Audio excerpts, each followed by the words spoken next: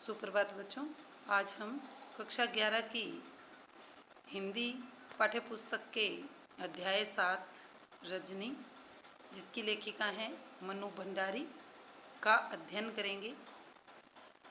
सबसे पहले बच्चों मनु भंडारी का परिचय। मनु भंडारी जन्म सन 1931, भानपुरा, मध्य प्रदेश। प्रमुख रचनाएं: एक प्लेट सैलाब, मैं हार गई, तीन निगाहों की एक तस्वीर, यही सच है, त्रिशंकु, आंखों देखा झूठ, आपका बंटी, महाभोज, स्वामी, एक इंच मुस्कान। पटकथाएं: रजनी, निर्मला, स्वामी, दर्पण। सम्मान: हिंदी अकादमी दिल्ली का शिखर सम्मान, बिहार सरकार, भारतीय भाषा परिषद कोलकाता, राजस्थान संगीत नाटक अकादमी और उत्तर प्रदेश हिंदी संस्थान द्वारा पुरस्कृत। मनु भंडारी हिंदी कहानी में उस समय सक्रिय हुई जब नई कहानी आंदोलन अपने उठान पर था। नई कहानी आंदोलन में जो नया मोड़ आया उनमें मन्नू जी का विशेष योगदान रहा। उनकी कहानियों में कहीं पारिवारिक जीवन, कहीं नारी जीवन, कहीं समाज के विभिन्न वर्गों के जीवन की विसंगतियां विशेष आत्मीय अंदाज में अभिव्यक्त हुई हैं। उन्होंने आक्रोश, व्यंग्य और संवेदना को मनोवैज्ञानिक रचनात्मक आधार दिया है, वह चाहे कहानी हो, उपन्यास हो या फिर पटकथा ही क्यों न हो। यहाँ आप मन्नू जी द्वारा लिखित एक पटकथा पढ़ने जा रहे हैं। तो बच्चों, पटकथा क्या होती है? सबसे पहले तो हमें यही देखना है। पटकथा यानी पट या स्क्रीन के लिए लिखी गई वह कथा रजत पट के लिए भी हो सकती है और टेलीविज़न के लिए भी, यानी कि जिसको हम पर्दे पर देख सकें। मूल बात यह है कि जिस तरह मंच पर खेलने के लिए नाटक लिखे जाते हैं, उसी तरह कैमरे से फिल्माए जाने के लिए पटकथा लिखी जाती है। कोई लेखक किसी भी दूसरी विधा में लेखन करके उतने लोगों तक अपनी बात नहीं पहुंचा सकता जितना कि पटकथा लेखन द्वारा, क्योंकि पटकथा शूट होने के बाद धारावाहिक या फिल्मों के रूप में लाखों करोड़ों दर्शकों तक पहुंच जाती है। इस लोकप्रियता के चलते ही पटकथा लेखन की ओर लेखकों का भी पर्याप्त रुझान हुआ है और पत्र पत्रिकाओं, पुस्तकों में भी पटकथाएं छपने लगी हैं। प्रस्तुत पाठ में रजनी धारावाहिक की एक कड़ी दी जा रही है। रजनी पिछली सदी के 90वें दशक का एक बहुचर्चित टीवी धारावाहिक रहा है। यह वह समय था जब हम लोग और बुनियाद जैसे सोप ओपेरा दूरदर्शन का भविष्य गढ़ रहे थे। बासु चटर्जी के निर्देशन में बने इस धारावाहिक की हर कड़ी अपने में स्वतंत्र और मुकम्मल होती थी। उन्हें आपस में गूंथने वाली सूत्र रजनी थी। हर कड़ी में यह जुझारू और इंसाफ पसंद स्त्री पात्र किसी न किसी सामाजिक और राजनीतिक समस्या से जूझती नजर आती थी। प्रस्तुत अंश भी व्यवसाय बनती शिक्षा की समस्या की ओर हमारा ध्यान खींचता है। रजनी। तो बच्चों, जो आज हम रजनी अध्याय का अध्ययन करेंगे, इसमें एक रजनी नाम की स्त्री है जो समाज में सामाजिक, राजनीतिक किसी भी प्रकार का कोई भी षड्यंत्र चल रहा है या किसी भी प्रकार का कोई दुष्प्रभाव फैला हुआ है, उसको दूर करने के लिए और उसका जो विसंगतियां पैदा हो गई हैं उनको दूर करने के लिए वो उसका डटकर मुकाबला करती है, एक आंदोलन बना देती है उसको। ऐसा ही कुछ इसी पाठ में है। रजनी। लीला बहन कहाँ हो? बाजार नहीं चलना क्या? लीला। चलना तो था, पर इस समय तो अमित आ रहा होगा अपना रिजल्ट लेकर। अब उसका रिजल्ट निकल रहा है न? रजनी। अरे वाह, तब तो मैं मिठाई खाकर ही जाऊंगी। अमित तो पढ़ने में इतना अच्छा है कि फर्स्ट आएगा, और नहीं तो सेकंड तो कहीं गया ही नहीं। तुमको मिठाई भी बढ़िया खिलानी पड़ेगी, सूजी के हलवे से काम नहीं चलने वाला, मैं अभी से बता देती हूँ। लीला। नहीं नहीं, मैं तुम्हें अच्छी मिठाई ही खिलाऊंगी, मैंने पहले ही मंगवा कर रखी है, केसर या रसमलाई, अमित को बहुत पसंद है न? रजनी। देखा, मुझे अपने घर में ही केसर की सुगंध आ गई थी, बाजार का तो मैं बहाना करके चली आई, तुम तो मुझे काट ही देती।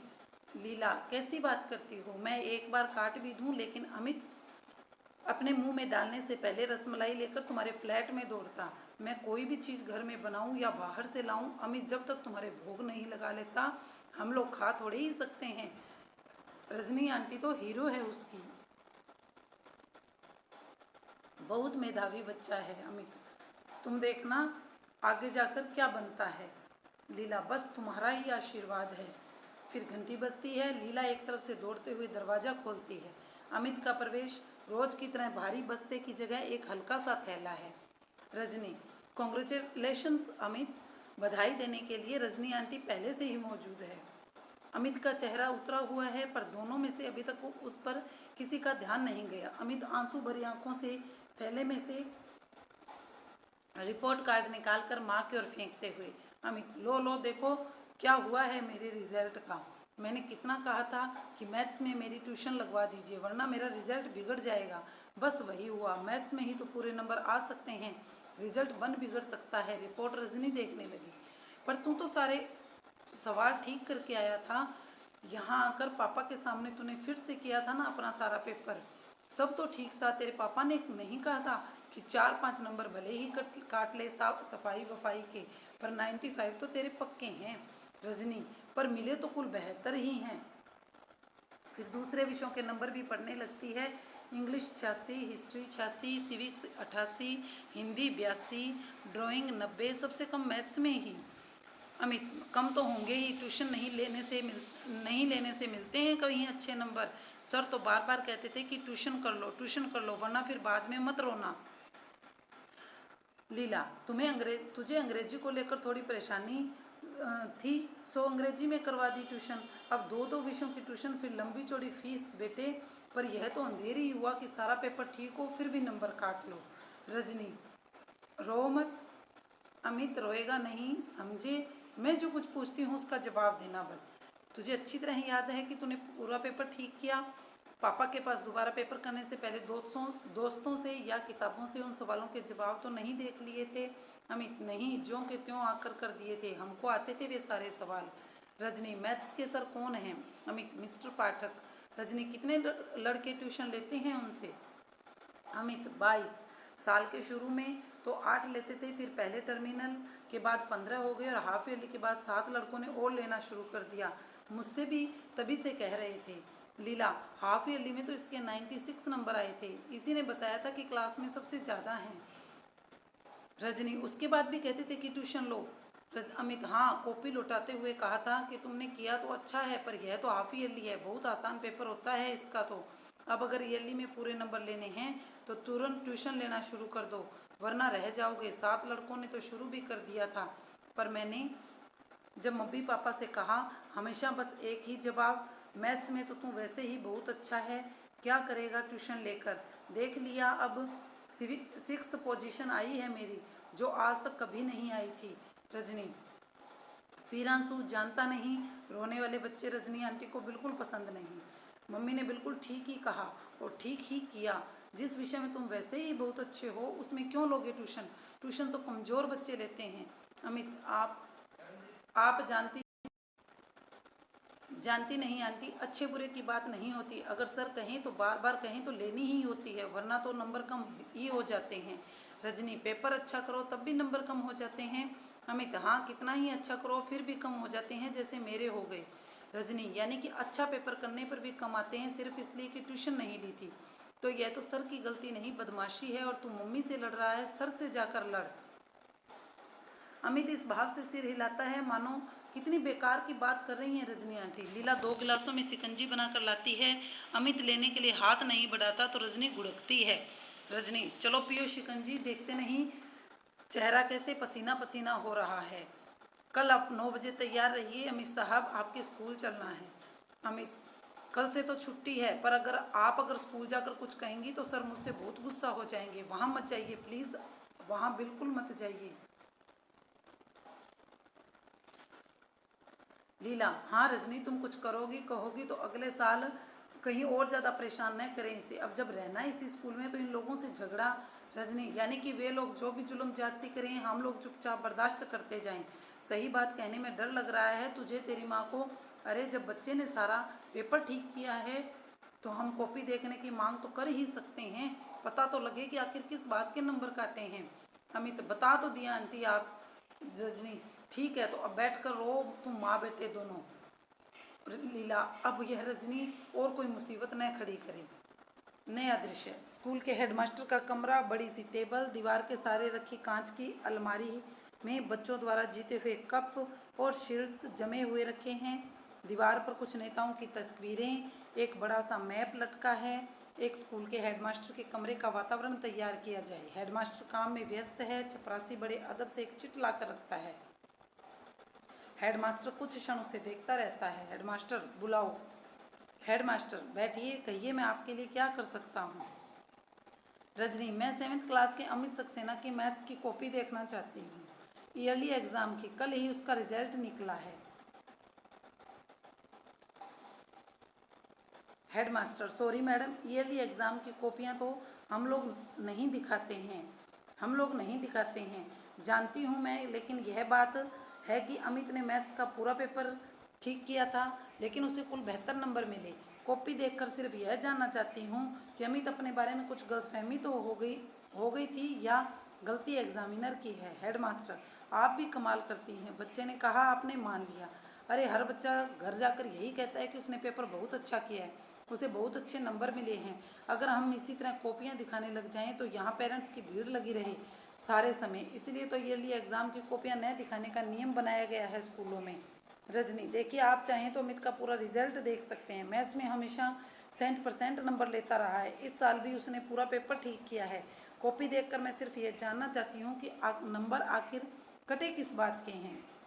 हेडमास्टर, आप बहस करके बेकार ही अपना और मेरा समय बर्बाद कर रही हैं। मैंने कह दिया ना कि कॉपियों को दिखाने का नियम नहीं है और मैं यह नियम नहीं तोड़ूंगा। रजनी, नियम यानी कि आपका स्कूल बहुत नियम से चलता है।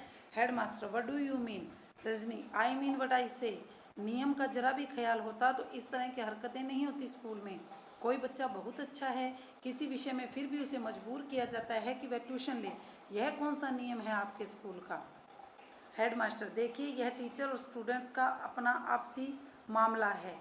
वो पढ़ने जाते हैं और वो पढ़ाते हैं। इसमें न स्कूल आता है न स्कूल के नियम।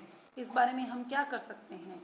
रजनी, कुछ नहीं कर सकते आप तो मेहरबानी करके यह कुर्सी छोड़ दीजिए, क्योंकि यहाँ पर कुछ कर सकने वाला आदमी चाहिए जो ट्यूशन के नाम पर चलने वाली धांधलियों को रोक सके, मासूम और बेगुनाह बच्चों को ऐसे टीचर्स के शिकंजों से बचा सके जो ट्यूशन न लेने पर बच्चों के नंबर काट लेते हैं।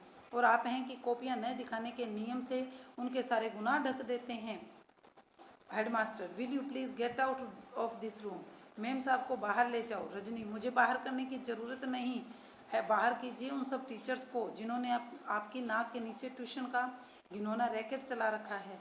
पर आप तो कुछ कर नहीं सकते, इसलिए अब मुझे ही कुछ करना होगा और मैं करूँगी। देखिएगा आप जाने किस किस को भेज देते हो भीतर। चपरासी, मैंने तो आपको स्लिप लाकर दी थी साहब। पति, आज तुम दिन में कहीं बाहर गई थी क्या। रजनी, तुम्हें कैसे मालूम। पति, फोन किया था, एक फाइल रह गई थी, सोचा चपरासी को भेजकर मंगवा लूं, पर कोई घर में हो तब न। रजनी, तुम फाइल भूल गए और जिसके बारे में मुझे पता नहीं, पर फिर भी उसके लिए मुझे घर बैठना चाहिए, ये कौन सी बात हुई। पति, अच्छा गई कहाँ थी। रजनी एक स्कूल का नाम बताती है। पति, तुम क्या करने गई थी वहाँ। रजनी, पहले चाय ले आऊँ फिर बताती है। कैमरा रजनी के साथ किचन में जाता है। गुनगुनाते हुए रजनी खाने का भी कुछ बना रही है। लगता है जो कुछ करके आई है उसे बहुत प्रसन्न है। दृश्य फिर बाहर के कमरे में। नाश्ते की प्लेट काफ़ी खाली हो चुकी है, जिससे लगे कि रजनी सारी बात बता चुकी है। रजनी बोलती बंद कर दी हेडमास्टर साहब की। जवाब देते नहीं बना तो चिल्लाने लगे, पर मैं क्या छोड़ने वाली हूँ इस बात को। पति, अच्छा मास्टर लोग ट्यूशन करते हैं, धंधा करते हैं, पर तुम्हें अभी बैठे बिठाए इससे क्या परेशानी हो गई। तुम्हारा बेटा तो अभी पढ़ने नहीं जा रहा ना। रजनी, यानी कि मेरा बेटा जाए तभी आवाज़ उठानी चाहिए, अमित के लिए नहीं उठानी चाहिए। और जो इतने इतने बच्चे इसका शिकार हो रहे हैं उनके लिए नहीं उठानी चाहिए, सब कुछ जानने के बाद भी नहीं उठानी चाहिए। पति, ठेका लिया है तुमने सारी दुनिया का। देखो बच्चों, वो है उसका विरोध कर रही है, लेकिन ये एक अपने समाज की परंपरा है। समाज की परंपरा क्या कहें कि समाज के आचार व्यवहार ही बच्चों ऐसे हो गए हैं कि हम एक व्यक्ति जब किसी चीज़ का विरोध करता है तो दूसरा उसको कहता है भाई अपने को क्या लेना देना है, पड़ा रहने दे। लेकिन इस तरह से यदि हम करते रहेंगे तो समाज में बुराइयां निरंतर बढ़ती ही चली जाएंगी। रजनी, देखो तुम फिर मुझे गुस्सा दिला रहे हो। रवि, गलती करने वाला तो है ही गुनाहगार, पर उसे बर्दाश्त करने वाला भी कम गुनहगार नहीं होता। जैसे लीला बहन और कांतिबाई और हजारों माँ बाप, लेकिन सबसे बड़ा गुनाहगार तो वह है जो चारों तरफ अन्याय, अत्याचार और तरह तरह की धांधलियों को देखकर भी चुप बैठा रहता है, जैसे तुम। हमें क्या करना है, हमने कोई ठेका थोड़ी ले रखा है दुनिया का। माई फुट, तुम जैसे लोगों के कारण ही तो इस देश में कुछ नहीं होता और हो भी नहीं सकता। पति चढ़ा दिया सूली पर। डायरेक्टर ऑफ एजुकेशन के ऑफिस का बाहरी कक्ष, कमरे के बाहर उसके नाम और पद की तख्ती लगी है, साथ ही मिलने का समय भी लिखा है। एक स्टूल पर चपरासी बैठा है, सामने की बेंच पर रजनी और 3-4 लोग और बैठे हैं प्रतीक्षारत। रजनी के चेहरे से बेचैनी टपक रही है, बार बार घड़ी देखती है। मिलने का समय समाप्त होता जा रहा है। रजनी चपरासी से, कितनी देर और बैठना होगा? चपरासी, हम क्या बोलेगा? जब साहब घंटी मारेगा, बुलाएगा तभी तो ले जाएगा। बहुत बिजी रहता है ना साहब। रजनी, यह तो लोगों से मिलने का समय है न, जाने किस में बिजी बनकर बैठ जाते हैं।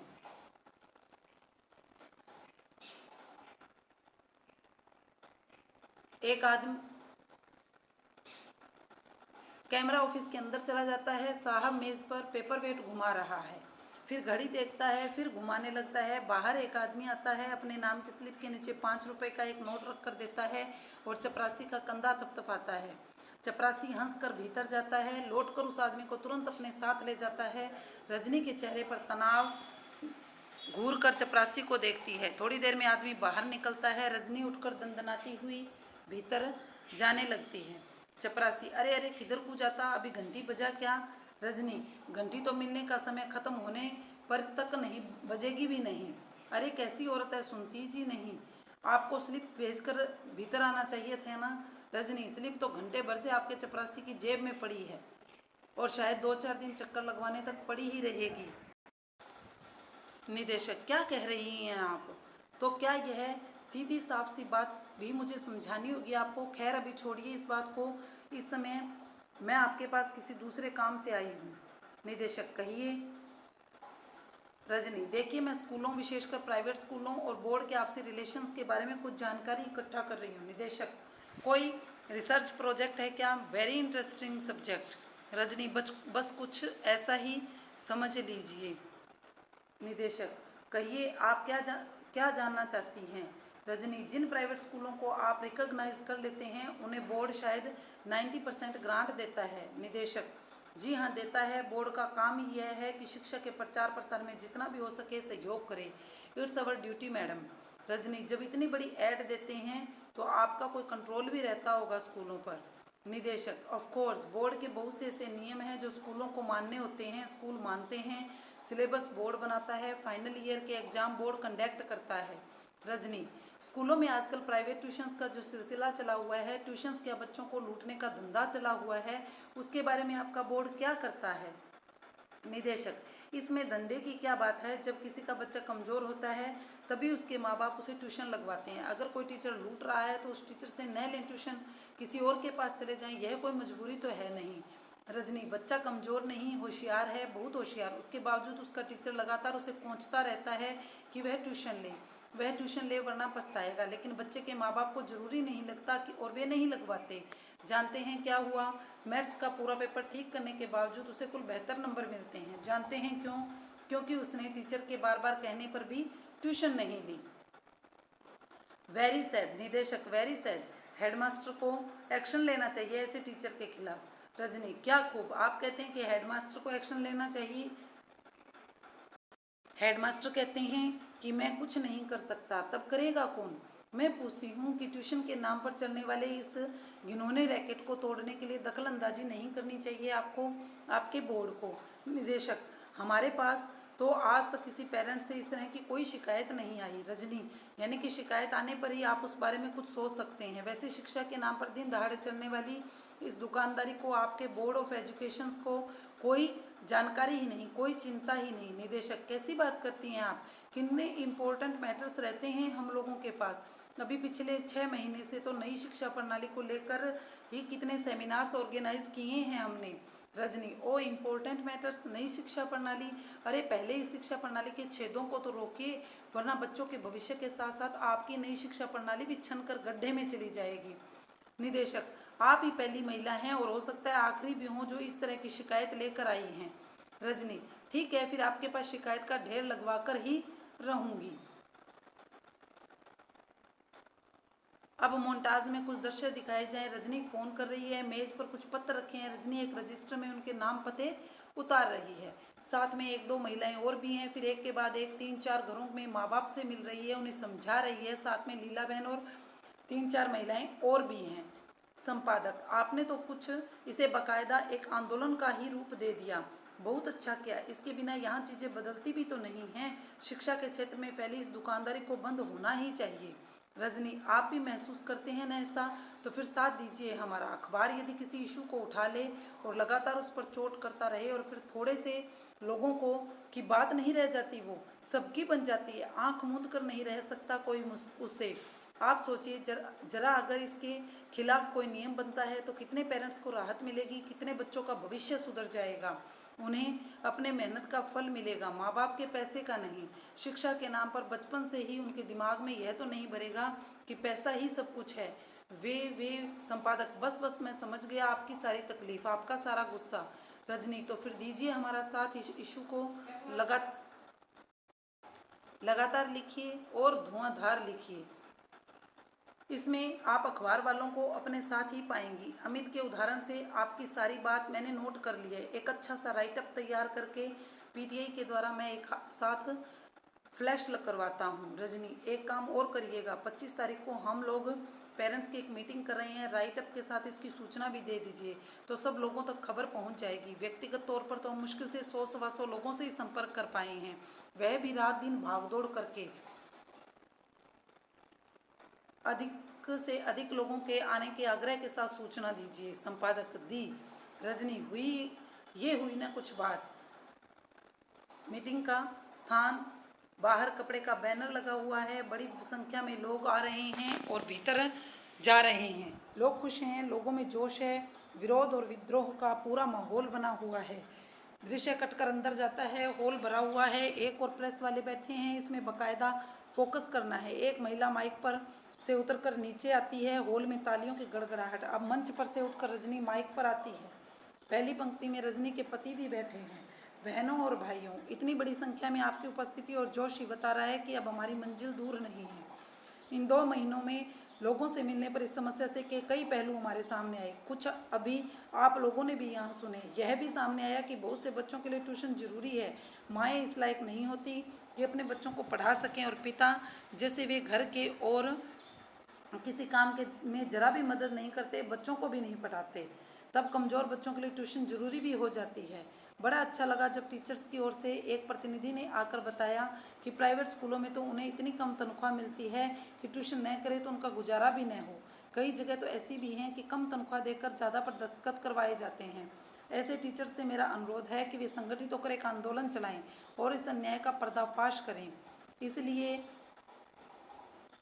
अब हम अपनी समस्या से जुड़ी सारी बातों को नज़र में रखते हुए बोर्ड के सामने यह प्रस्ताव रखेंगे कि वे ऐसा नियम बनाए कि कोई भी टीचर अपने स्कूल के छात्रों का ट्यूशन नहीं करेगा।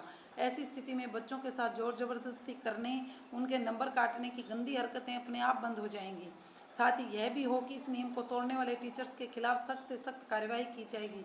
अब आप लोग अपनी राय दीजिए। पति, अरे रजनी सुनो, बोर्ड ने तुम लोगों का प्रस्ताव जो कहते हो स्वीकार कर लिया। रजनी भीतर से दौड़ती हुई आती है, अखबार छीनकर जल्दी जल्दी पढ़ती है, चेहरे पर संतोष, प्रसन्नता और गर्व का भाव। रजनी, तो मान लिया गया हमारा प्रस्ताव, बिल्कुल जैसा का तैसा, और बन गया यह नियम। मैं तो कहती हूँ कि अगर डटकर मुकाबला किया जाए तो कौन सा ऐसा अन्याय है जिसकी धज्जियाँ न बिखेरी जा सकें। पति, I am proud of you Rajni, really I am very proud of you. Rajni, 2 महीने तक लगातार मेरी धज्जियाँ बिखेरने के बाद लीलाबहन, कांतिबाई और अमित का प्रवेश। लीलाबहन, उस दिन तुम्हारी जो रसमलाई रह गई वह आज खाओ, और कांतिबाई, और सबके हिस्से की तुम ही खाओ। अमित दौड़कर अपने हाथ से उसे रसमलाई खिलाने जाता है पर रजनी उसे अमित के मुंह में ही डाल देती है। सब हंसते हैं। हंसी के साथ धीरे धीरे दृश्य समाप्त हो जाता है। तो बच्चों, इस पाठ से हमें ये शिक्षा मिलती है कि समाज में होने वाली अत्याचार, अन्याय, बुराई का डटकर यदि मुकाबला किया जाए, संगठित होकर उसका मुकाबला किया जाए तो वो समाज से बिल्कुल खत्म हो जाएगा और समाज में स्वच्छता का वातावरण पैदा हो जाएगा। और इसी प्रकार से हमारी शिक्षा नीति, शिक्षा प्रणाली में भी इस प्रकार से यदि कार्य होते रहे तो निरंतर वो सुधार होते रहेंगे और बच्चों का विकास होता रहेगा। धन्यवाद।